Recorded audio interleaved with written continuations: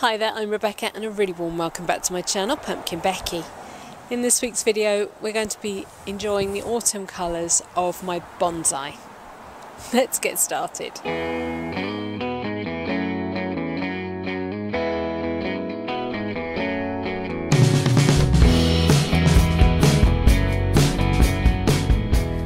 The first tree we're going to be looking at is of course my Chinese quince. I mean, how could we not? It's so pretty. I don't quite understand why it's not coming over quite as gloriously on camera as it is in real life. The colours are glowing. It's had quite a good year this year, despite having lots of work done to it. Slowly starting to refine bits and pieces. I love the apricots and butterscotches this tree turns in autumn, and the way they seem to glow against the darker structure of the branches and trunk.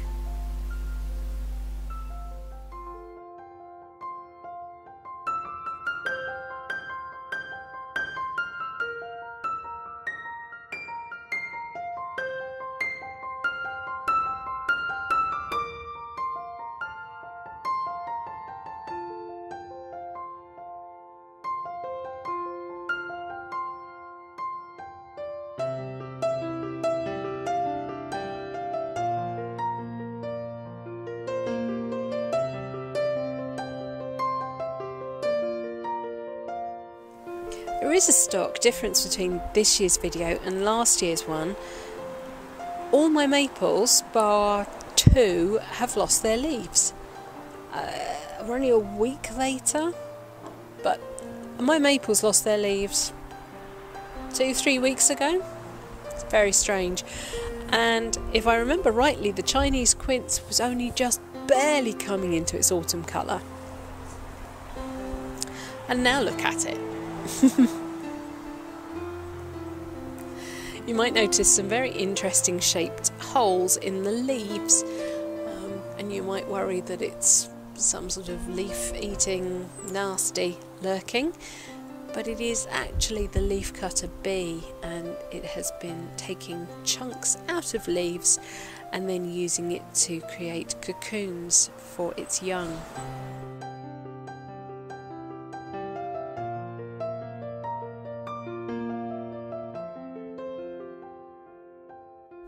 My Ginkgo's been beautiful this year.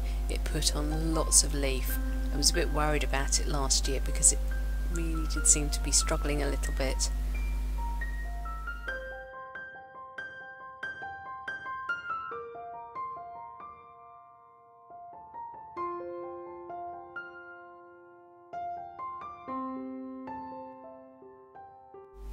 I love the way these leaves turn to golden butterflies. And my Ginkgo seems to have a little friend.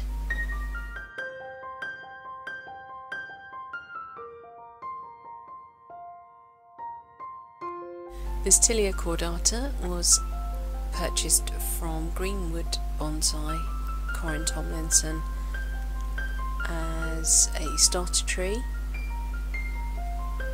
And I'm just playing with it at the moment. Its leaves remind me of a pear as it's ripening. That beautiful yellowy green with the brown spotting.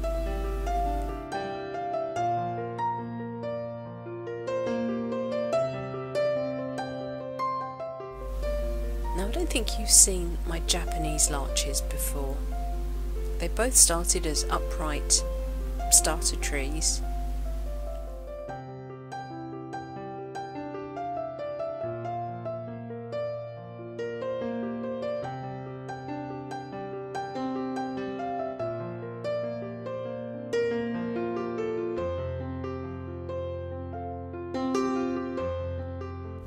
One I was playing with and I decided it needed to be a cascade.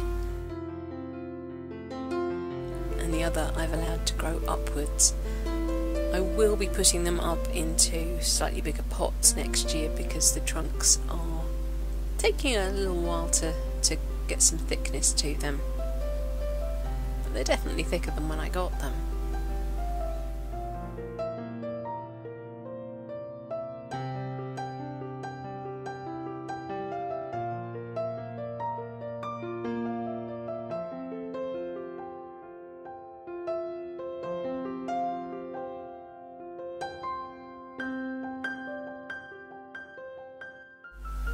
Being deciduous, their needles turn from green through to gold and then finally to coppery brown, and they fall.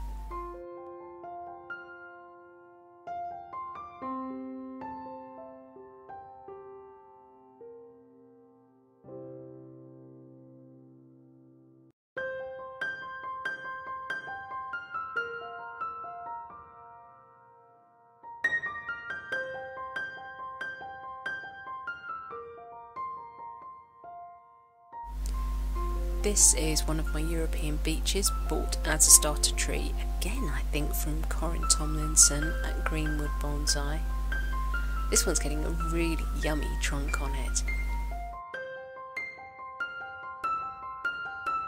And you can see I've got a green string on there because I am considering the future of one of those branches. This is my Shohin maple, bought from Windybank Bonsai Nursery in Carshalton, Surrey, from the lovely Ken.